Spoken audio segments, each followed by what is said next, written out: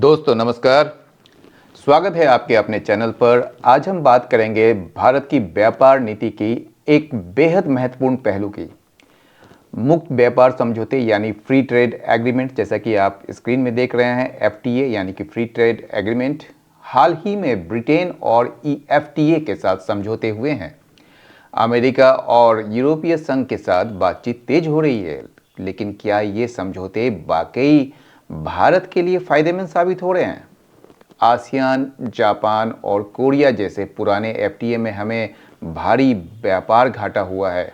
तो सवाल ये है, क्या सिर्फ समझौते पर हस्ताक्षर करना काफ़ी है या निर्यातकों को सपोर्ट करना भी ज़रूरी है? आज के इस संपादकीय में हम इन्हीं सवालों के जवाब ढूंढेंगे। तो चलिए शुरू करते हैं आज का संपादकीय। FTA for a start, FTA तो अभी बता ही दिए हैं, फ्री ट्रेड एग्रीमेंट, मुक्त व्यापार समझौते। और फॉर अ स्टार्ट जो है वो होता है बिगिनिंग और initial point of discussion. Initial point of discussion, ये जो फॉर है स्टार्ट का मतलब होता है इनिशियल पॉइंट ऑफ डिस्कशन। ठीक है, तो initial point of discussion. Support for exports, ये सब लाइन में सब हेडलाइन में दिया हुआ है, सब हेडिंग में। तो support for export is a must. ये एडिटोरियल कह रहा है कि ये जो एक्सपोर्ट्स के लिए यानी कि निर्यात के लिए जो सपोर्ट है, जो सहायता है सरकार की तरफ से, वो इज अ मस्ट। मस्ट का मतलब हो गया कि आप एकदम एसेंशियल है। फॉर किसके लिए? सस्टेन गेन्स के लिए। सस्टेन का मतलब लॉन्ग लास्टिंग या कंटिन्यूअस जो लाभ के लिए वो जरूरी है। फ्रॉम ट्रेड पैक्ट्स, कोई भी व्यापार समझौता होता है या संधि होती है तो उससे जो सस्टेन गेन मिलता है, आपको लाभ मिलता है, उसके लिए सपोर्ट करना एक्सपोर्ट को वो बहुत ही जरूरी है। According to the World Trade Organization, ये जो है विश्व व्यापार संगठन के अनुसार बताया जा रहा है कि इंडिया हैज़ एंटर्ड इनटू का मतलब होता है साइन करना। ठीक है, SIGN साइंड, या आप कह सकते हैं ज्वाइन भी कह सकते हैं। मतलब कि इंडिया ने साइन किया है या ज्वाइन किया है रीजनल और फ्री ट्रेड, रीजनल यानी क्षेत्रीय, और फ्री ट्रेड एग्रीमेंट्स यानी कि FTA, इसको आप दोनों तरीके से पढ़ सकते हैं। तो इसने जो है 20 फ्री ट्रेड एग्रीमेंट्स में साइन किया है। दिस काउंट, इस संख्या, ये जो संख्या है ना, उसमें शामिल नहीं है। एक्सक्लूड का मतलब नॉट इंक्लूड, तो इसमें शामिल नहीं है क्या? द मोस्ट रिसेंट पैक्ट्स, ये जो हाल ही में जो एक संधि हुई है, साइन किया गया है, the most recent pact signed, ये जो साइन किए गए हैं किसके साथ? With the United Kingdom in July, जुलाई में यूनाइटेड किंगडम के साथ, and with the European Free Trade Association यानी कि EFTA। तो यूरोपियन तो समझ ही रहे हैं, यूरोपीय जो मुक्त व्यापार संघ है EFTA, उसके साथ ये जो है जुलाई में यूनाइटेड किंगडम के साथ जो एक पैक्ट साइन किया गया है, वो उसको छोड़कर ये 20 रीजनल फ्री ट्रेड एग्रीमेंट जो है साइन किया है इंडिया ने। ये जो है मोस्ट रिसेंट पैक्ट्स जो है ये कब आया है? विच, ये जो है ना इसके लिए आ रहा है। ठीक है, which came into effect in October. Came into effect जो है एक फ्रेज है। ठीक है, इसका मतलब होता है कोई चीज प्रभाव रूप से सामने आना, यानी कि वो प्रभावी तरीके से एक तरीके से वो बदलना, मतलब कि प्रभाव में आना वो। ठीक है, which came into effect in अक्टूबर, जो लागू हुआ है एक तरीके से कह सकते हैं अक्टूबर में। ऑल्सो अंडरवे, देखिए ये बड़ा अच्छा लाइन है और ये इन्वर्टेड लाइन है। इन्वर्टेड मतलब उलट के लिखा गया है। तो ऑल्सो अंडरवे आर निगोशिएशन। अच्छा, ऐसे जो जब उलट के लिखते हैं ना तो उसका मतलब होता है कि इसमें जोर डाला जा रहा है। ठीक है, ये जो है ऐसे भी लिखा जा सकता था कि निगोशिएशंस आर अंडर वे। ठीक है, negotiations are also under way. ठीक है, ऐसे भी लिखा जा सकता था, लेकिन हम लिखते हैं ऑल्सो अंडर वे, ये भी जारी है। आर निगोशिएशन, बातचीत जारी है। ठीक है, मोस्ट नोटेबली, मोस्ट नोटेबली का मतलब स्पेसिफिकली, या आप कह सकते हैं particularly with the United states, America के साथ, द यूरोपियन यूनियन, यूरोपीय संघ के साथ, और किसके साथ? कनाडा के साथ और southern African Customs union. Southern African custom union मतलब ग्रुप ऑफ कंट्रीज जिसका जो है कॉमन टैरिफ्स होता है उसको कहते हैं कस्टम्स यूनियन, ठीक है ना, मतलब सीमा शुल्क एक ही होता है सबका। तो ऐसे मतलब कि देशों के साथ जो है बातचीत जारी है भारत का, यानी कि United States, European Union, Canada and South African Customs Union के साथ।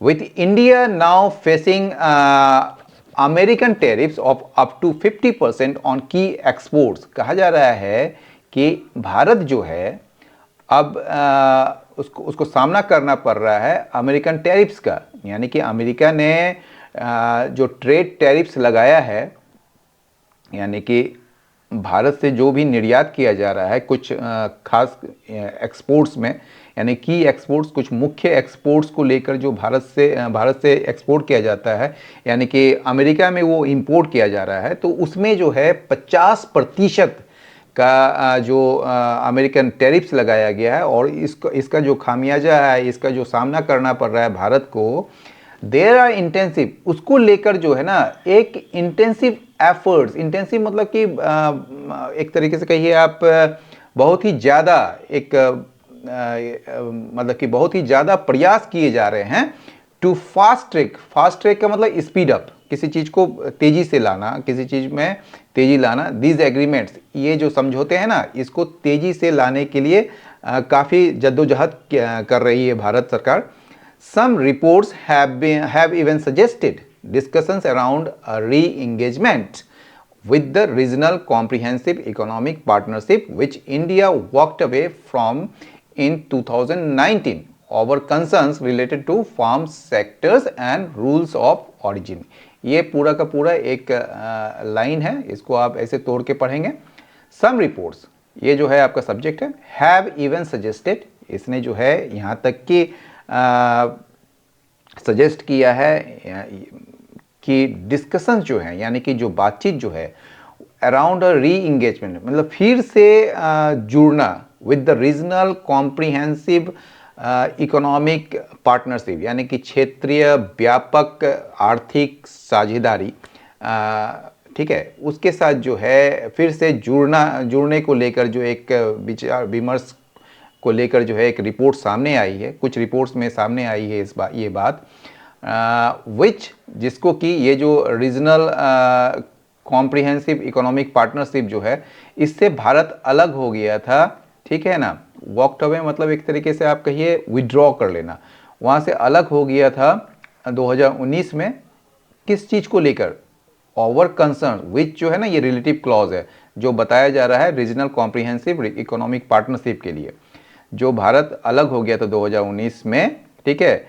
इन चिंताओं को लेकर जो संबंधित है किससे? फार्म सेक्टर मतलब कृषि से संबंधित, ठीक है। एंड रूल्स ऑफ ऑरिजिन, और रूल्स ऑफ ऑरिजिन जो होता है वो कोई प्रोडक्ट कहाँ पर बन रहा है क्या नहीं है, उसके एक नियम होते हैं इकोनॉमिक टर्म्स में।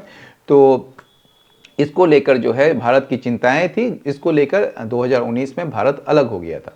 However, अब उसके बाद जो है ना एडिटोरियल जो है इसको अलग रूप से दिखाने की कोशिश कर रहा है, मतलब कि इसके जस्ट विपरीत यहाँ पर देखिए क्या है। However से शुरू करते हैं। New Delhi has not accepted accession, ठीक है। At most it has explored consultative channels, ठीक है। तो कुछ रिपोर्ट्स में ऐसी बातें आई है, लेकिन क्या है कि न्यू दिल्ली मतलब भारत सरकार, ठीक है, हैज़ नॉट एक्सेप्टेड एक्सेशन, यानी कि ये जो है कोई भी एक्सेशन का मतलब एक तरीके से कोई भी एग्रीमेंट नहीं किया है या कोई एग्री नहीं हुआ है कि इस पर आगे बढ़े, ठीक है। एट मोस्ट, ठीक है, मतलब at best it has explored, ये केवल जो है ना एक तलाशा है कंसल्टेटिव चैनल्स को, यानी कि परामर्शात्मक जो चैनल्स हैं, जो एक रास्ते हैं, उसको एक तलाशने भर की बात की है इसने, न्यू दिल्ली ने, ठीक है ना, बात की है, मतलब कि इसने किया है, लेकिन इसने जो है कोई मतलब कि एक्सेशन नहीं दिया है, कोई भी मतलब कि इस पर जो है हम RECP पर काम करेंगे या उसको हम उसको ज्वाइन करेंगे, ऐसा कोई बात नहीं की है। येट फिर भी ट्रेड डाइवर्सिफिकेशन डिमांड्स फार मोर, फिर भी जो ट्रेड डाइवर्सिफिकेशन, डाइवर्सिफिकेशन का मतलब यहाँ पर जो है विविधीकरण तो है ही, लेकिन यहाँ पर जो है ना इसका मतलब विस्तार कहिए एक तरीके से। मतलब कि ये जो व्यापार का जो विस्तार है ना उसमें डिमांड रिक्वायर, ठीक है, फार मोर मतलब मच मोर, बहुत ही ज़्यादा उसमें ज़रूरत की बात होगी ट्रेड डाइवर्सिफिकेशन के लिए, यानी कि ट्रेड की जो विस्तार आप करते हैं अलग अलग जगहों में, क्योंकि आप एक जगह में निर्भर हो नहीं सकते हैं ट्रेड को लेकर, क्योंकि एक जगह में निर्भर होने की वजह से जो है अमेरिका ने 50% का जो टैरिफ लगाया, जिसके वजह से जो है भारत को बहुत समस्या का सामना करना पड़ रहा है, और उसी को डील करने के लिए, उसी को टैकल करने के लिए ये फिर से एफटीए में जाने की कोशिश कर रहा है। और इससे क्या होगा कि अलग अलग जगह में आपका एक ट्रेड का जो है वो रास्ते खुलेंगे। तो ये वही बोल रहा है कि ये trade diversification demands for more a deep deliberate transformation of the countries productive sectors, ठीक है ना, यानी कि देश का जो प्रोडक्टिव उत्पादक जो सेक्टर्स हैं, जो क्षेत्र हैं एक तरीके से, and integration into global value chains. Global value chains का मतलब समझिए, ग्लोबल वैल्यू चेन्स का मतलब होता है जो इंटरनेशनल या वर्ल्ड वाइड जो सप्लायर ग्रुप है या सप्लायर चेन है उसमें शामिल होना, उसके साथ मिलना। तो ये जो है कहा रहा है कि इसमें जो ट्रेड डाइवर्सिफिकेशन के वजह की, मतलब कि ट्रेड डाइवर्सिफिकेशन जो है ना उसमें कोई बहुत ही ज़्यादा चीज़ों की ज़रूरत होगी, जैसे कि एक डीप डेलिब्रेट ट्रांसफॉर्मेशन, मतलब एक गहरे, डेलिब्रेट का मतलब जानबूझकर जो बदलाव होंगे कंट्रीज़ का प्रोडक्टिव सेक्टर्स का, और इसका जो इंटीग्रेट होगा मतलब ये जुड़ेगा ग्लोबल वैल्यू चेन से, ठीक है। Commerce ministry data, commerce ministry का जो वाणिज्यिक जो मंत्रालय है उसका जो डाटा आंकड़े जो हैं वो बताता है, show that some earlier FTAs, कुछ जो पहले के जो एफटीएस हैं, जैसे आसियान के देशों के साथ, जापान के साथ, साउथ कोरिया के साथ, have tilted the trade balance sharply against India. इसने जो है ना ट्रेड बैलेंस यानी कि व्यापार संतुलन को जो है ना भारत के बिल्कुल पक्ष में नहीं रखा था, यानी कि इसके विरुद्ध कर दिया था। टिल्टेड मतलब झुका देना, ठीक है। The trade deficit with ASEAN widened from about $10 billion in 2017 to nearly $40 billion by 2023। यानी कि ये जो ट्रेड डेफिसिट है, यानी कि जब आपका जो एक्सपोर्ट है, मान लीजिए आप एक्सपोर्ट 100 रुपया का कर रहे हैं और इंपोर्ट जो है 150 रुपया कर रहे हैं, तो 50 रुपये के डेफिसिट में जा रहे हैं आप, ठीक है, क्योंकि आप ज़्यादा का सामान खरीद रहे हैं ना कि आप बेच रहे हैं। तो ट्रेड डेफिसिट जो है आसियान मेंबर्स के साथ या आसियान देशों के साथ वो बढ़ा। ये 2017 में $10 बिलियन था लगभग, और अब जो है वो लगभग $44 बिलियन है 2023 में।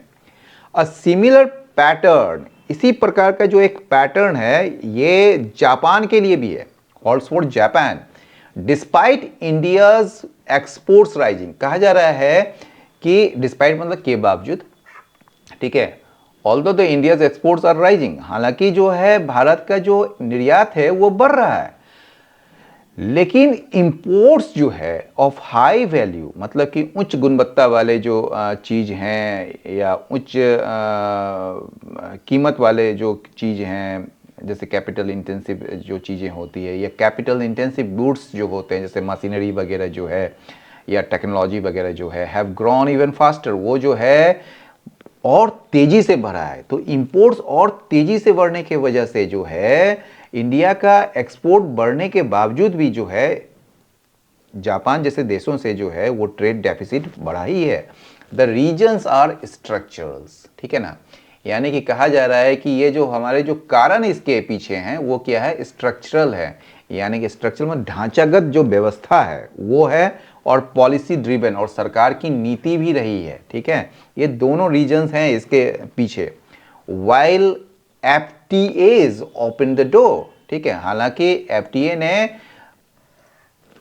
डोर खोले हैं, दरवाजे खोले, यानी कि अवसर दिया है, ठीक है, Mutual recognition arrangements on quality standards, certifications, rules of origin and other non-tariff barriers were not adequately negotiated। कहा जा रहा है कि हालांकि मतलब हालांकि एफटीएस ने अवसर प्रदान किए हैं, लेकिन जो म्यूचुअल पारस्परिक जो मान्यता का जो एक अरेंजमेंट्स है, जो एक व्यवस्था है, किस चीज़ को लेकर, क्वालिटी स्टैंडर्ड्स को लेकर, सर्टिफिकेशन को लेकर, मतलब सरकार के द्वारा जो अप्रूवल दी जाती है, एंड रूल्स ऑफ ऑरिजिन को लेकर, ठीक है, यानी कि जो कहाँ से ये उत्पत्ति हो रही है, अभी जस्ट बात किए थे इसके बारे में, and other non tariff barriers, और अन्य जो नॉन टेरिफ बैरियर्स हैं, ठीक है ना, जो अन्य जो गैर टेरिफ बाधाएं जो हैं, वर नॉट एडिक्वेटली, वो एडिक्वेटली मतलब पर्याप्त रूप से उस पर बातचीत नहीं की गई, उसको सुलझाया नहीं गया है। Many FTAs were not custom designed to reflect India's sectoral strengths, nor were consultations with industry bodies sufficiently robust। बोल रहा है कि कई सारे जो न्यूमरस FTAs जो हैं, कई सारे जो FTAs हैं, फ्री ट्रेड एग्रीमेंट्स जो हैं, were not custom design. Custom design का मतलब होता है टेलर्ड। टेलर मतलब स्पेसिफिकली डिजाइन, मतलब ये खास करके विशेष रूप से जो है ना, इसको डिजाइन नहीं किए गए हैं। क्या करने, टू रिफ्लेक्ट, ये मतलब कि दर्शाने या ये प्रतिबिंबित करने के लिए इंडियाज सेक्टरल स्ट्रेंथ, जो भारत का जो किस सेक्टर में उसकी मजबूती है, उस चीज को रिफ्लेक्ट नहीं करती है ज़्यादातर एफटीएज, क्योंकि वो उस टाइप से उसको डिज़ाइन नहीं किया गया है। नोर वर कंसल्टेशन, ना ही, ये जो नोर जो है ना, फिर से आपका ये बता रहा है नेगेटिव अर्थ में, और इसके बाद जो है सीधे आप वर्ड लगाते हैं, ठीक है।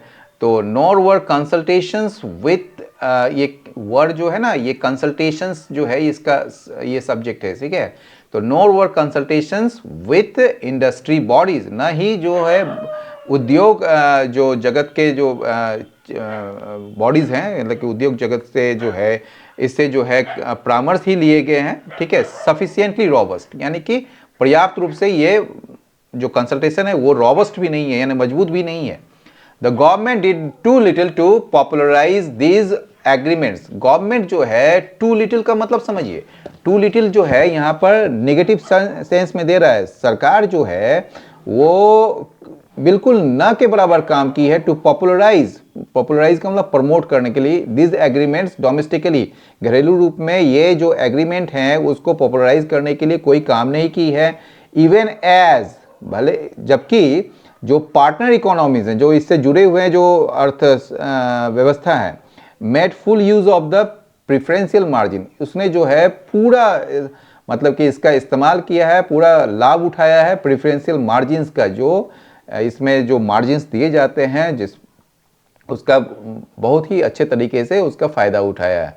A review of the ASEAN, Japan and Korea FTAs, एक जो समीक्षा है, ठीक है, समीक्षा मतलब एग्जामिनेशन जो है, या एग्जामिन करते हैं आपका, अगर आसियान, जापान एंड कोरिया का एफटीएज का, उससे क्या हुआ है, हैज़ ब्रॉड, रिव्यू जो है इसका आपका ये सब्जेक्ट है, review of the ASEAN, Japan and Korea FTAs has brought some course correction. Course correction का मतलब समझिए, कोर्स करेक्शन का मतलब एक तरीके से उसमें कुछ सुधार लाया है, ठीक है।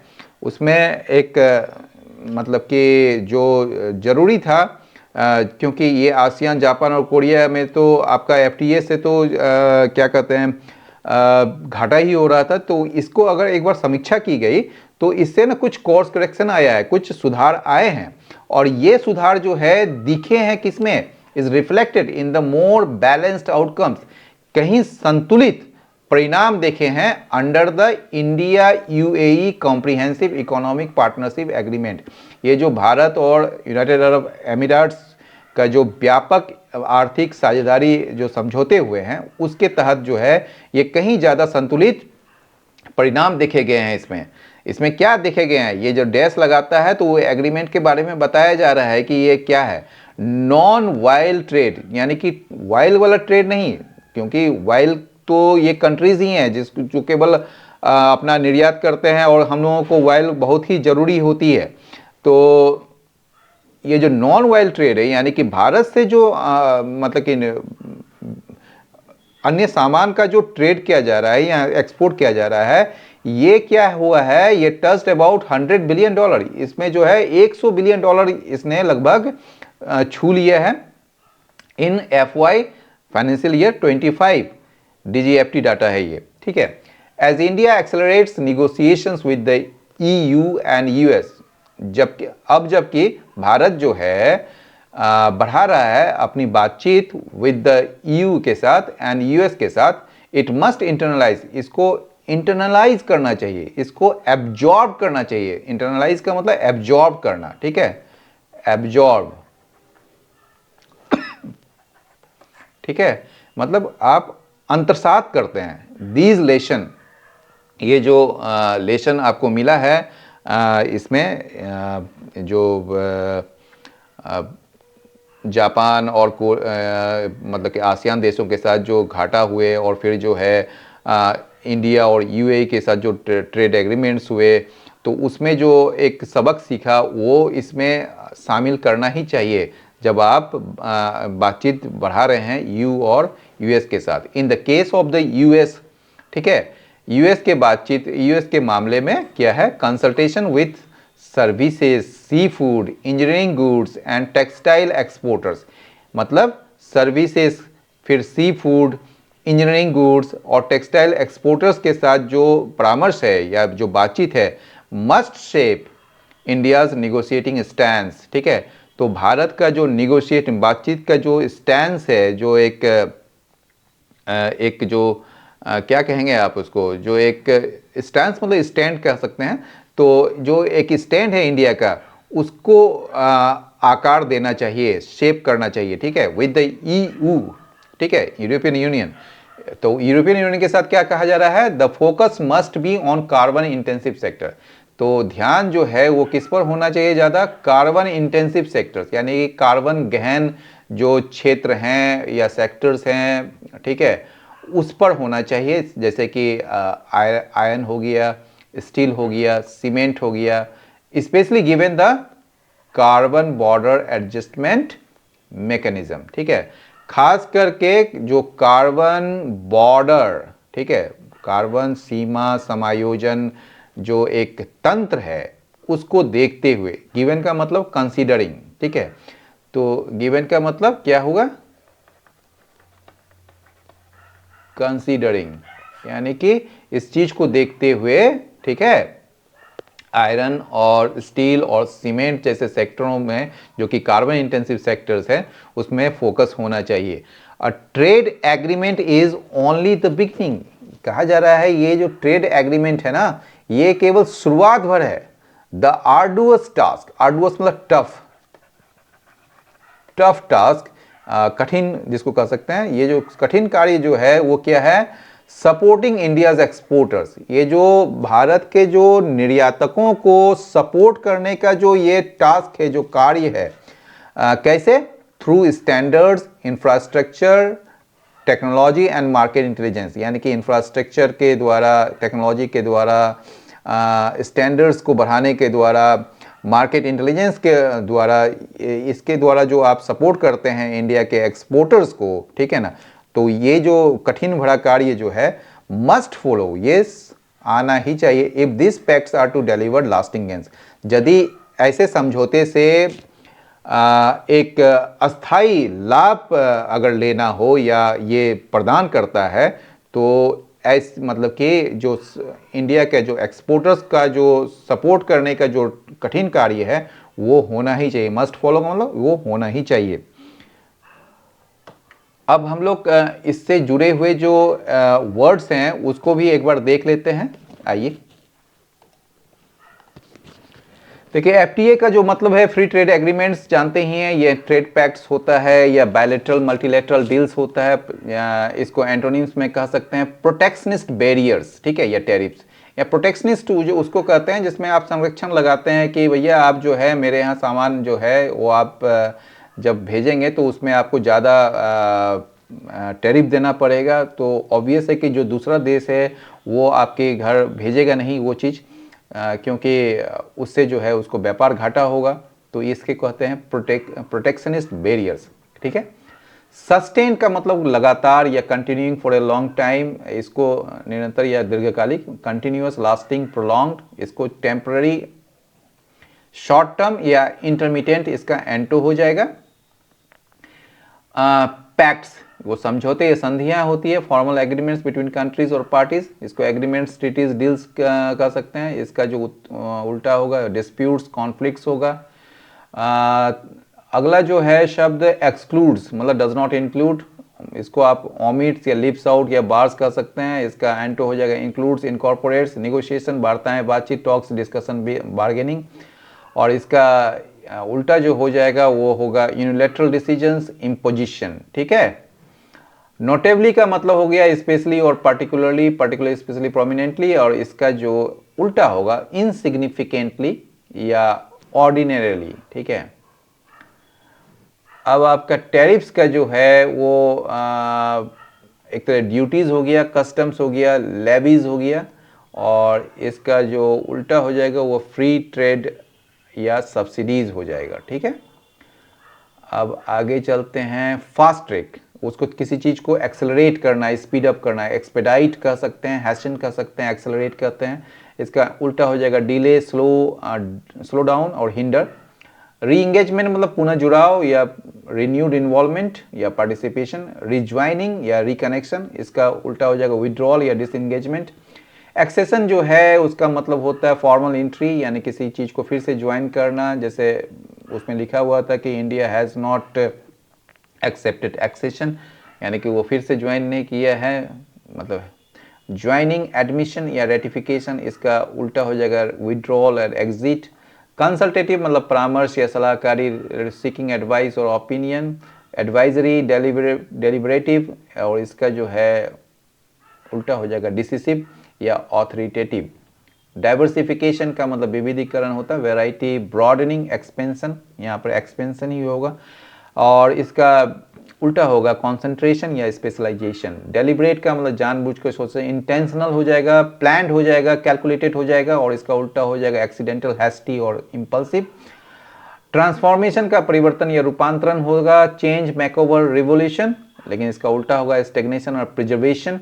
इंटीग्रेशन का मतलब होगा एकीकरण, मर्जिंग, यूनिफिकेशन, इनकॉर्पोरेशन, और इसका उल्टा हो जाएगा सेपरेशन, आइसोलेशन। ग्लोबल वैल्यू का मतलब हो जाएगा वैश्विक सप्लाई चेन्स, ये, और इसका उल्टा लोकल हो जाएगा। ये चेन्स जो होता है वो नेटवर्क ऑफ प्रोडक्शन और सप्लाई होता है, जिसको आप प्रोडक्शन नेटवर्क कहते हैं, या एंटोनिम हो जाएगा प्रोडक्शन आइसोलेशन।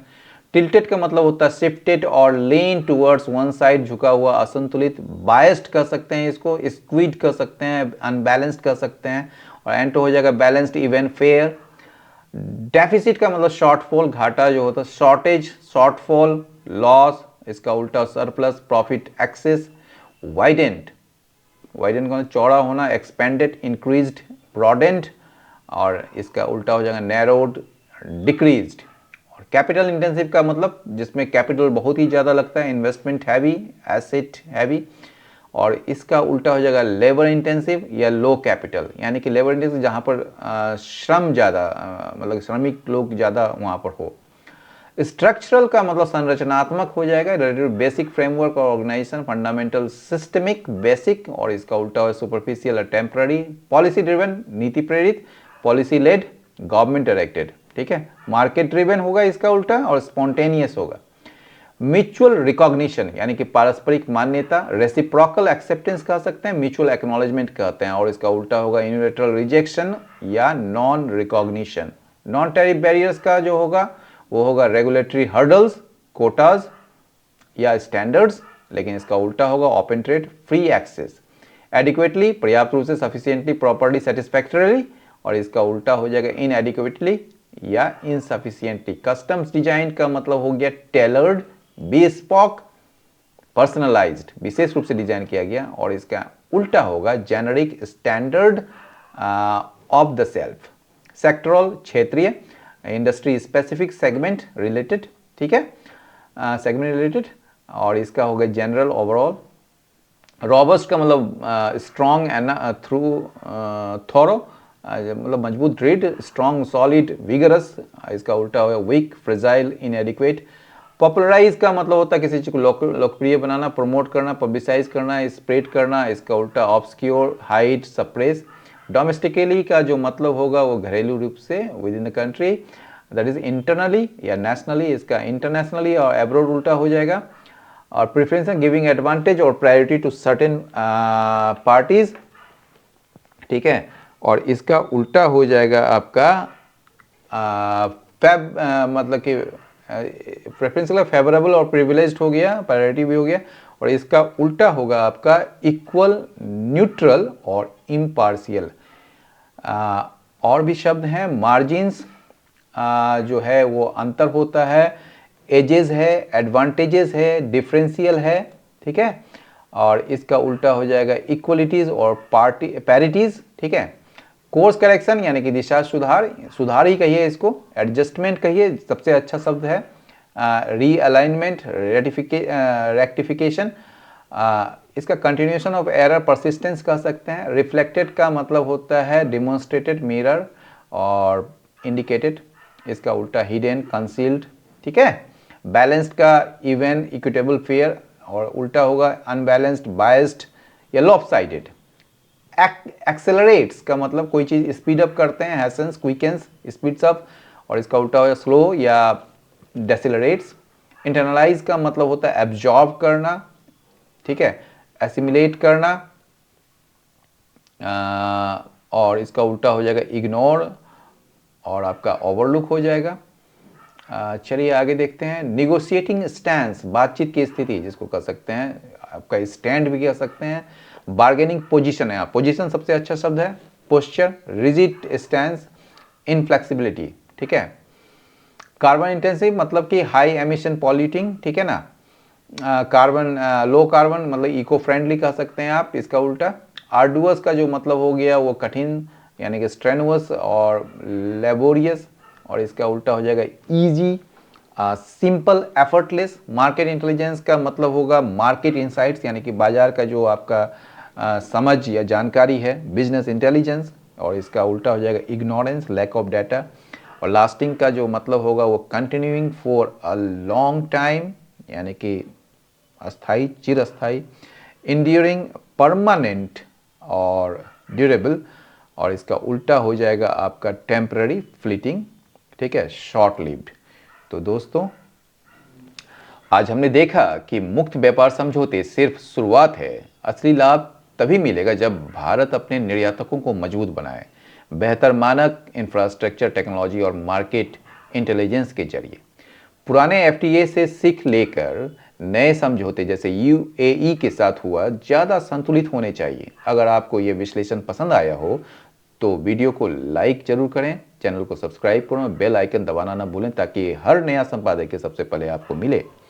कमेंट में बताएं आपको लगता है भारत का कौन सा अगला एफटीए सबसे ज़्यादा फायदेमंद होगा। मिलते हैं अगले वीडियो में। नमस्कार, जय हिंद।